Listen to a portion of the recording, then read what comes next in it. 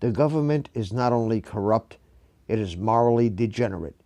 If you're wondering why the United States has 6 to 19 times the per capita incarceration rate of any other Western nation, maybe what I reveal here will provide some insight. Hello, this is Dave from Net4Truth USA. It is March 7th, 2019, and it is now 0440 hours in the morning. I slept all day yesterday, so I'm up. You might say I'm up late, but it's really early. In any event, this information right here is 14 years old. Gives you an idea of how long I've been involved in investigating these sorts of things and why I have so many enemies and why I have so many friends. Thankfully, a hell of a lot more friends than enemies.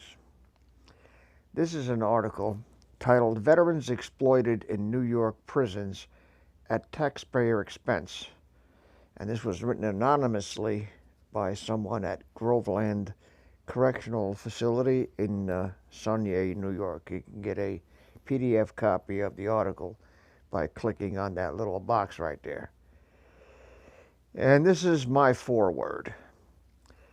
Corruption in New York State's prison system is nothing new. The examples you could find with a simple Google search are practically endless. No doubt, such is the case across the country. A few articles posted on this website come up prominently in the search engine listings on this topic. This article was added to this website 10 years after it was originally submitted, along with supporting documentation by an anonymous inmate at Groveland Correctional Facility in Stony, New York, and subsequently published by Justicia, the newsletter of the Judicial Process Commission. I have reproduced the article below, adding footnotes and bracketed comments for clarification and to cite independent sources. Since several inmates at that facility had subscriptions to the Justicia newsletter, a copy of this article found its way into the hands of counselors, namely Mr. Frank Recchio, Mrs. Abigail Kolomic, and Ms. Karen Crawford, and others. Questions that weren't properly answered by these 3 DOCS employees led to allegations of psychiatric incompetence and was reported by the inmates to news agencies, congressmen, senators, and whoever else would listen. Inmates' letters alleging widespread corruption at the Groveland facility went unanswered, save for a single congressman, Congressman Bernie Sanders of Vermont, who initiated an investigation by the Department of Veterans Affairs Inspector General, who partially validated the slew of allegations and issued a report which can be proven to be a cover-up prima facie if the report is read carefully. Now, the picture on the left-hand side here is Groveland Correctional Facility is like 1,700 acres. Is it any wonder that Groveland's secret had been kept since the VRTP program, that's Veterans Residential Therapeutic Program, started, since incentives for signing up in the program were, among other things, segregated housing with other veterans in an open dorm barracks, which had 3 large refrigerators and 2 commercial cooking ovens. Prisoners were cooking ethnic foods, pizza, and rarely ate the garbage served up in the mess hall. Conditions were one step removed from one might expect at club-fed prison. The prison even has a bowling alley, and if you click the link, it takes you to the history of the whole place. The photograph at the left is Attica Correctional Facility in, I think it's Dannemora. VRTP participants were routinely threatened with transfer to other maximum security prisons such as Attica, Auburn, or Sing Sing if they made waves. Shortly after the article below about the VRT program was published, all of the prisoners involved in the DOCS investigation and stirring the turd, so to speak, were given bogus disciplinary reports and were transferred out of Groveland Prison's 1,725 landscaped acres and sent to Attica, Auburn, or other New York diocese shitholes. There is no doubt in this writer's mind that although the Department of Veterans Affairs Inspector General's investigation resulted in the firing of at least one Veterans Administration employee, because the Department of Veterans Affairs has no jurisdiction in a New York prison, New York DOCS employees involved in the alleged scam were never investigated or prosecuted and are probably still at their scams with other programs sub nom. The corruption exposed at Groveland resulted in the discovery of what can only be called collateral damage in the case of Mr. Stanley, who was mandated by New York State to complete a substance abuse component or alcohol and substance abuse therapy that he was denied access to because he was a veteran in order to get medical treatment for advanced hepatitis C. He had a viral load of over 1 million that he had contracted during his tour in Vietnam over 30 years prior. Mr. Wright was never a drug addict or an alcoholic. The Groveland VRTP staff lied to him and told him and all the veterans he would be covered for earned eligibility.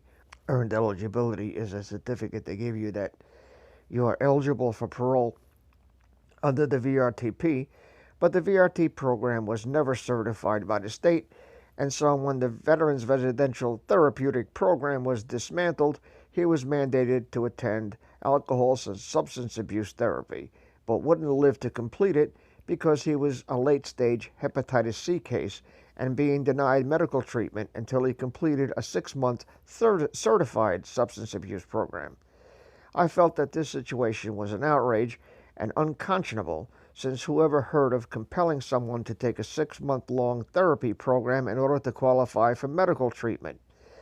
As ridiculous as it sounds, this is precisely what was happening, and is a matter of public record in the case of Stanley versus Wright, docket number 00CV-6018-FE, Western District, New York, December of 2000.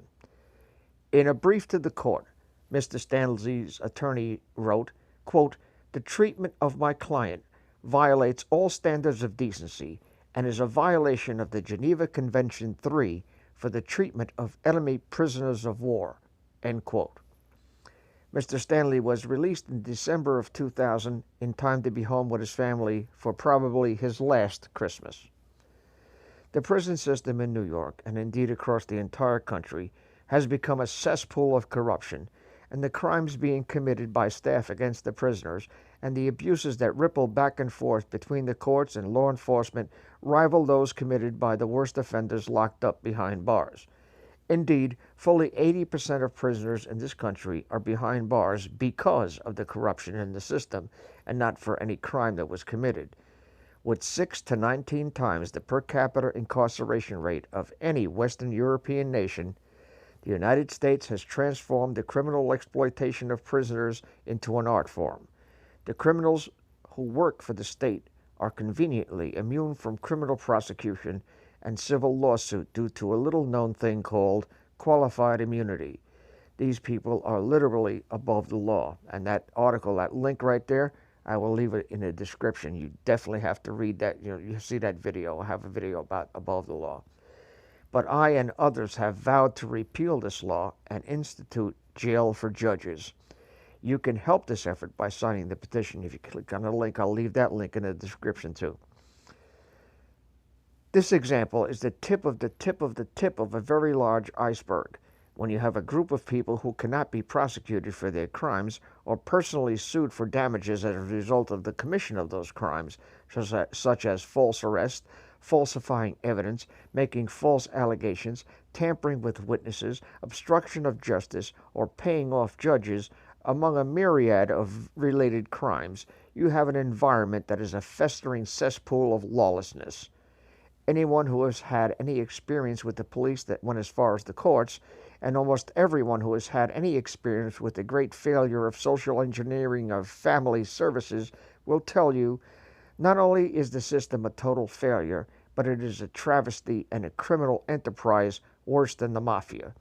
Until everyone, including those in law enforcement and the court system, are treated equally by the law, There is truly no justice in America. Justice depends on which side of the whip you're on. Scrolling down a little further, we have the original article that started off all of this stuff, and it was written by an inmate at Groveland and sent to the Judicial Process Commission. It was titled, Veterans Exploited in New York Prisons at Taxpayer Expense.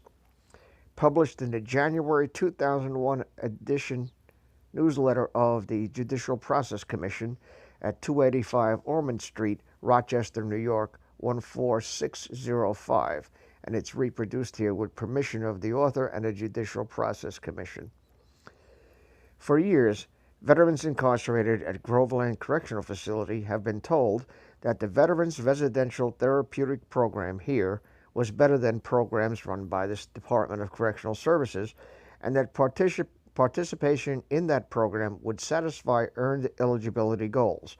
Earned eligibility gives you the right to go to the parole board and be in full satisfaction of all mandated programs.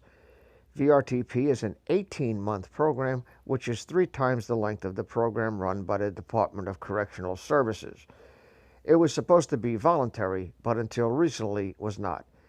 Vets were told that it was mandatory and that names were removed from facility waiting lists for the 6-month programs every non-vet had access to.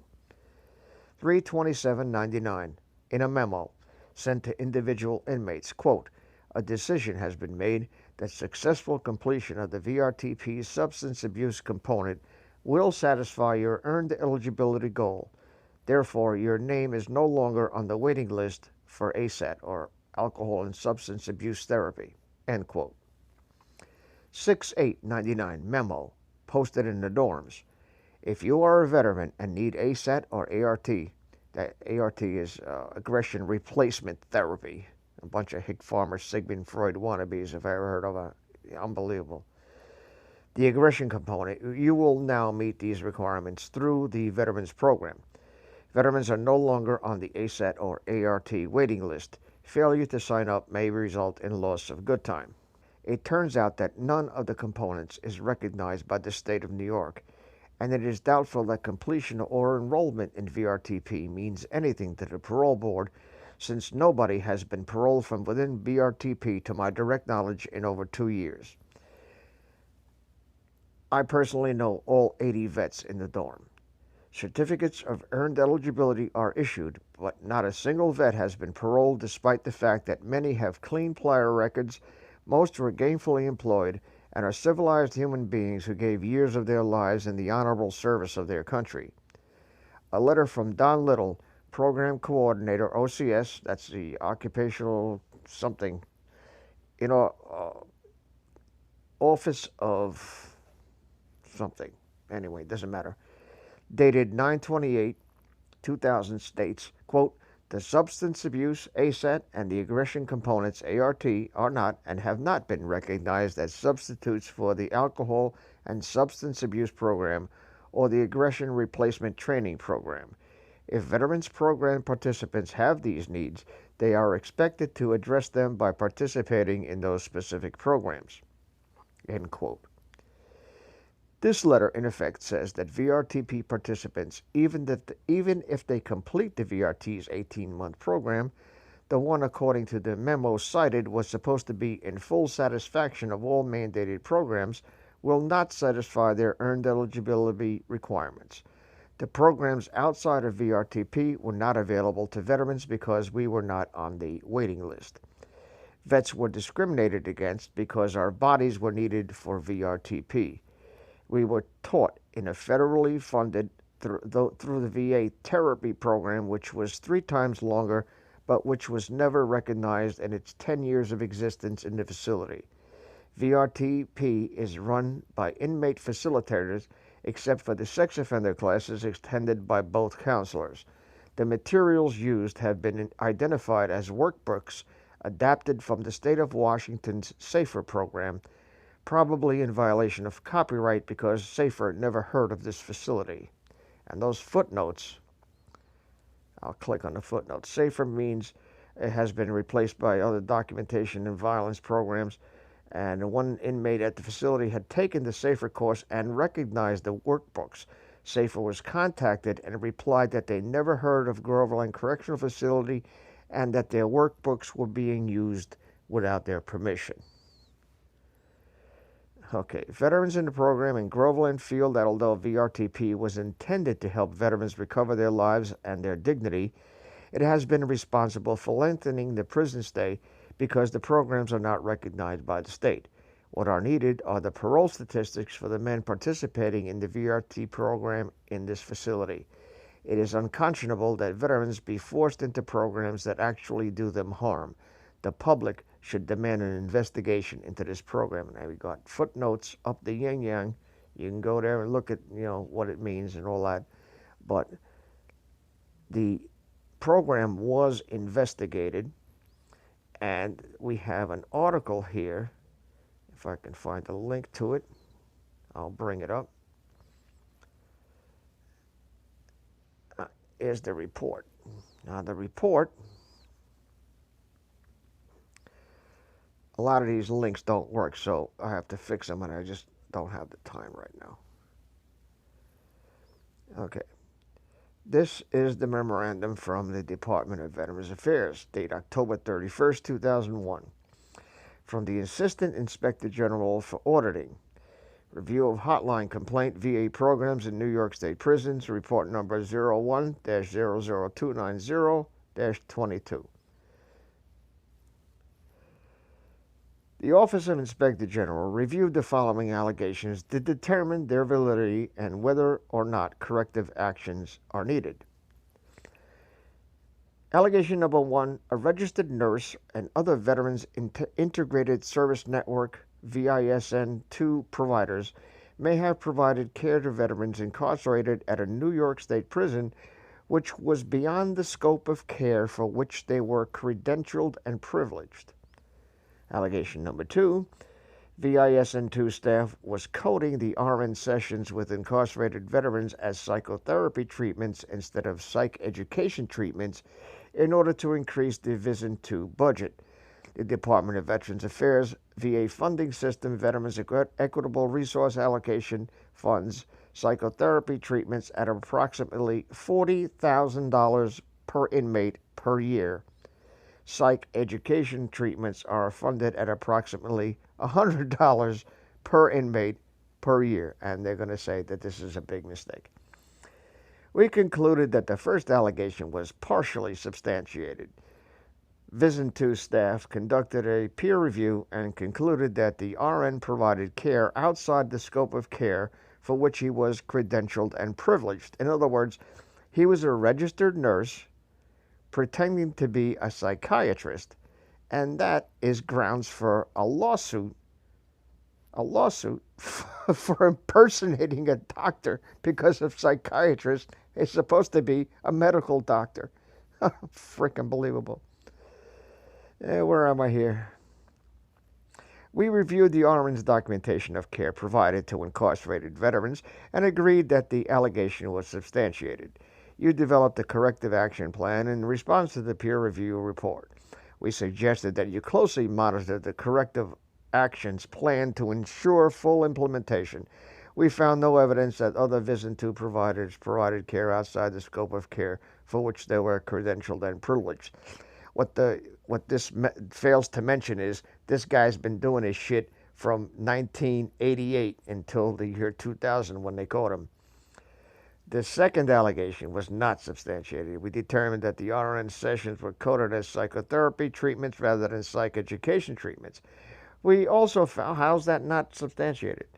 We also found that coding was done by the RN in question, and there was no evidence that VISN2 staff was involved with the coding errors. However, while some coding errors were made by medical center staff, care provided to VISN2 incarcerated veterans was not funded at the state rate of $40,000 per inmate per year. We found that Vera overfunding totaling $36,000 occurred for treatment provided to 12 incarcerated veterans as a result of coding errors by medical center staff. Yeah, they had coding errors from 1988 until the year 2000. Never caught it until the inmates caught them. VISN 2 management reported these coding errors to the Assistant Deputy Undersecretary for Health and indicated its intention to return the funding to the Veterans Equitable Resource Allocation System for the redistribution nationally. Thank you for your cooperation. If you have any questions, please contact me. Blah, blah, blah, blah, blah. Unreal. And it's signed and, all that. OIG review of hotline complaint, VA programs in New York State prisons. Hotline complaint number 2001 HL0066. Audit project number 2001-0020-R1-0065. And blah, blah. Summary. The Office of Inspector General conducted a review at Department of Veterans Affairs, Healthcare Network, Upstate New York, Veterans and Integrated Service Network, and VA Medical Center, Canandaigua, New York. The purpose of the review was to determine the validity of allegations related to providers providing care for which they were not credentialed and privileged. Coding accuracy and relates Veterans Equitable Resource Allocation funding. The allegations claim that a registered nurse and other VISN 2 providers may have provided care to New York prison inmates beyond the scope for which they were credentialed and privileged, and 2, VISN 2 staff was coding the RN's incarcerated veteran sessions as psychotherapy treatments instead of psychoeducation in order to increase the VISN 2 budget. VA's funding system funds psychotherapy treatment is approximately $40,000 per year per inmate, while psychoeducation non-intervention treatments are funded at approximately $100 per inmate per year. We concluded that the first allegation was partially substantiated. VISN 2 staff conducted a peer review, conducted the blah, blah, blah, blah. You can read all this stuff. And this is incredible. The psychobabble bullshit that they did in this thing is absolutely transparent. It's transparent.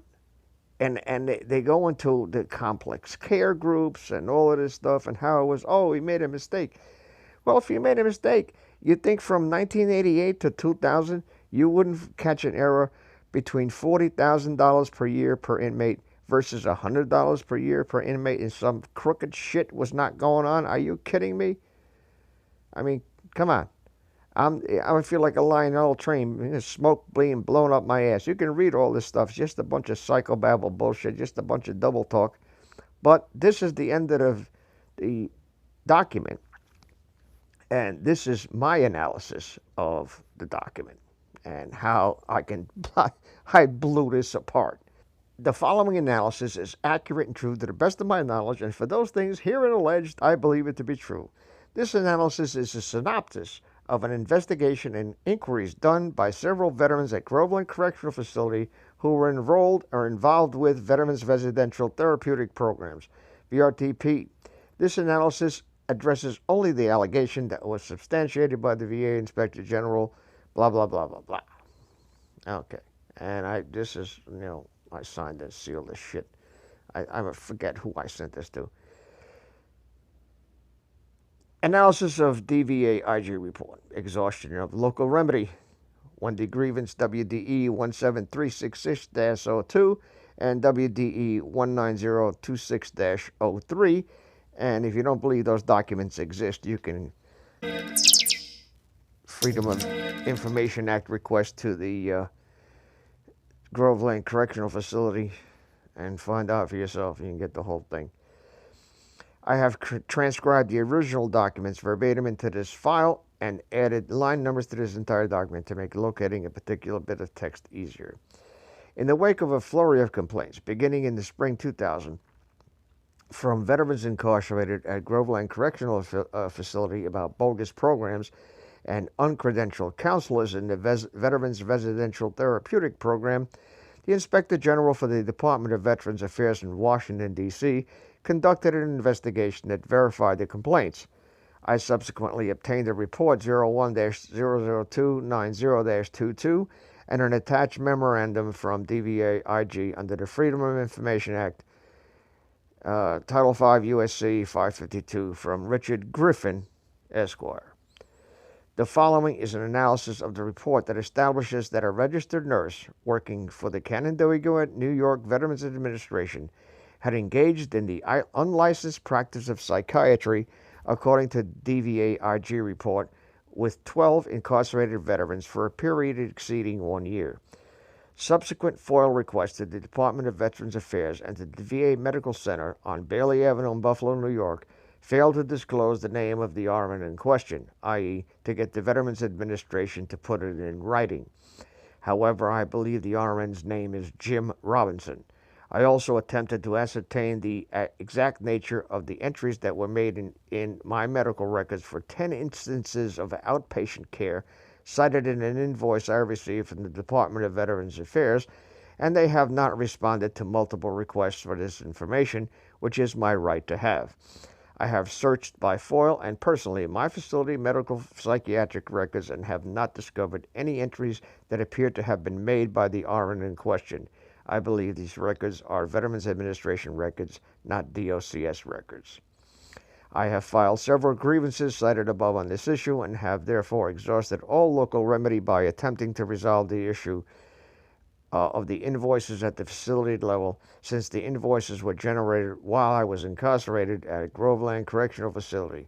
The OCS in Albany refuses to accept responsibility for this action and disavows any knowledge or involvement with the RN cited in the OVA-IC report. They have responded to my grievance on this matter, and it is my responsibility to deal with the Veterans Administration on this matter. Allegation number 1. The RN did conduct psychotherapy treatments with incarcerated veterans for which he was not credentialed and privileged. A review of the RN's documentation and veterans' medical records found descriptions of treatments outside the scope of care for which he was credentialed and privileged. The RN had provided care to the same group of veterans on a weekly basis for over a year. Allegation number 2. Veterans Equitable Resource Allocation funds psychotherapy at approximately $40,000 per year per inmate, whereas psych education treatments are funded at $100 per year per inmate. The second allegation was written off as a coding error, primarily because none of the incarcerated veterans treated by the RN or the psychology technician were rated in the complex care pricing group. Therefore, their care was not funded at $40,000 per year per inmate as alleged. The contradiction here is not immediately apparent. However, we know this RN was preparing a paper trail to show that veterans were indeed undergoing psychotherapy. None of us were.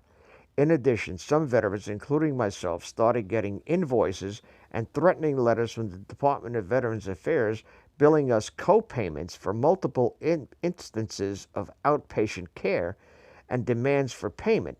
Some of the invoices were over $600. Since the groundwork, the medical and psych records were prepared to show psychotherapy, something that the RN was not qualified to do, it is therefore inconceivable that the treatment provider made a coding error, since the record of the care he provided was not an error. The coding of the care provided and the documentation of the treatments in the veteran's medical records actually matched. It is more likely that this RN was impersonating a qualified psychotherapist and somehow would have had access to the money, approximately $480,000, perhaps by retroactively changing the rating of these vets to indicate eligibility for complex care in the pricing group, and getting paid via some nebulous to this deponent cost recovery through the Department of Correctional Services. That Groveland Correctional Facility, if not DOCS, was involved, there can be no question, since the question that never arose in the DVA Inspector General's report must be asked. How does a registered nurse, male, working in the Veterans Administration get onto state property run by the Department of Corrections without DOCS checking his credentials? How does this same man get access to veterans' medical records without their knowledge or permission and avoid being exposed as a fraud for over a year? Actually, it was from 1988 until 2000 when the inmates caught him. And the person who wrote this is absolutely correct. The Inspector General's report reveals that the veteran's medical records had descriptions of treatments outside the scope of care for which he was credentialed, and also that the RN sessions were coded as psychotherapy treatments rather than psych education treatments. That coding was done by the RN in question. No evidence that the visit to VA regional office staff was involved. And brackets are mine. In other words, treatments recorded in the medical records and the coding of those treatments were consistent with each other and done by the RN in question. The DVA-IG report calls the coding of these treatments coding errors throughout the report. Particularly, there are pronounced errors in visit procedures and coding. This is a non sequitur. If the treatment provider had documented psychotherapy in the medical records of a dozen veterans and had actually rendered such treatments, it is malpractice. When he correctly codes his sessions as such, it is no error, since DOCS at Groveland Correctional Facility never verified his credentials, and in fact, the counselors on staff had represented him as a specialist in post-traumatic stress disorder and as a psychologist from the Canandaigua Veterans Administration. The coding, therefore, was not erroneous, it was fraudulent.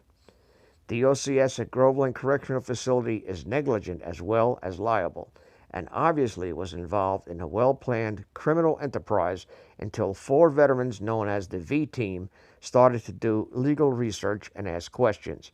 In addition, the Veterans Health Administration had changed its policy in October 1999. Quote, expressly excluded by regulation hospital and outpatient care for a veteran who is a patient in an institution of another government agency, end quote. It therefore follows that 10 occurrences of, quote, outpatient care recorded on the cost recovery invoices I received from the Department of Veterans Affairs attached to Wendy grievance number 17366-02 were against VHA's own policy since I was incarcerated. Somehow this error also managed not to be detected for over a year, possibly longer. Multiple FOIA requests for a copy of the entries made in my medical records from the Department of Veterans Affairs and the VA Medical Center on Bailey Avenue in Buffalo, New York, went unanswered. I checked both of my medical and psych records, prison records, and discovered no entries that appeared to have been made by the RN in question. Exhaustion of local remedy.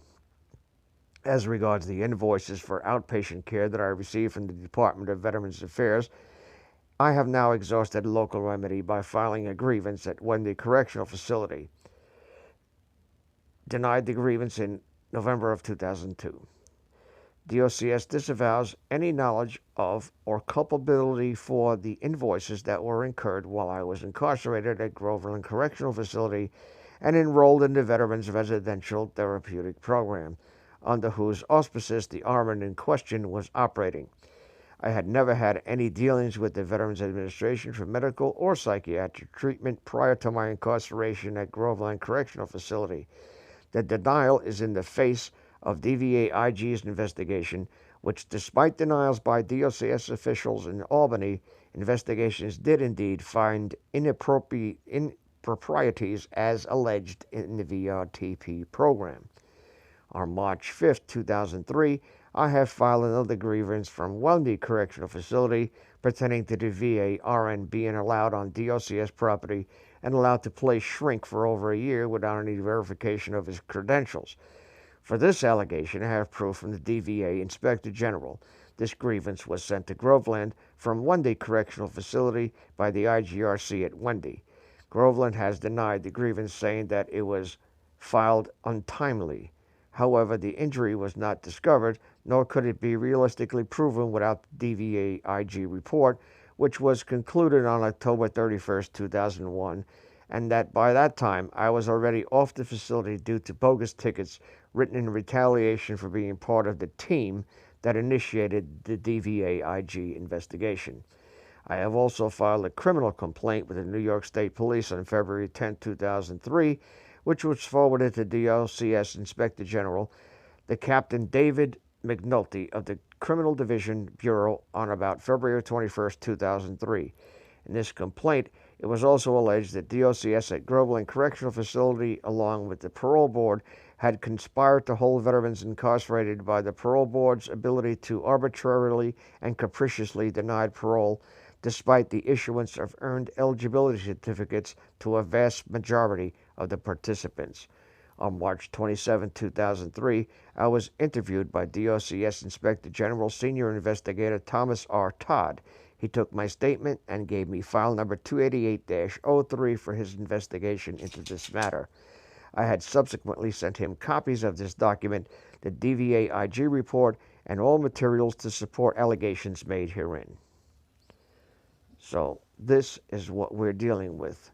This has been going on for a very long time. The people who were involved, to my knowledge, have never been prosecuted, and they're probably still at it under another name with some other scam. And this is not only confined to New York, not only to one prison in New York, probably to every prison in New York, probably to every prison in the whole freaking country. And this is a travesty. This is it's unconscionable. And this is a very well-written article. I mean, it's incredible. I mean, put it on my website. I had to because I was part of that investigation. Thank you for listening, my friends. This is Dave from Net4 Truth USA. Peace.